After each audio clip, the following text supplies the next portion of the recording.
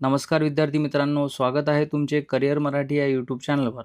आजच्या व्हिडिओमध्ये आपण चालू घडामोडीवरील प्रश्नसंच क्रमांक 46 बघणार आहोत, जो की 2025च्या TCS IBPS पॅटर्नवर आधारित आहे।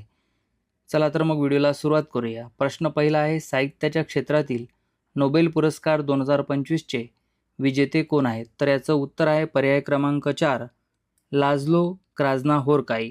प्रश्न दुसरा आहे, भारताचे 29वे महालेखा नियंत्रक सध्या कोण आहेत? तर ते आहेत TCA कल्याणी। पर्याय क्रमांक 1 बरोबर उत्तर होणार आहे। प्रश्न तिसरा आहे, भारतीय क्रिकेट कंट्रोल बोर्डचे सध्या अध्यक्ष कोण आहेत? तर उत्तर होईल पर्याय क्रमांक 3 मिथुन मन्हास।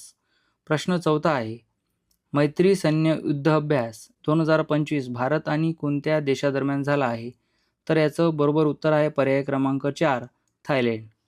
प्रश्न पाचवा आहे, फिडे बुद्धिबळ विश्वकप 2025चे आयोजन कोणत्या देशात केले जाणार आहे? तर याचं बरोबर उत्तर आहे पर्याय क्रमांक 2 भारत।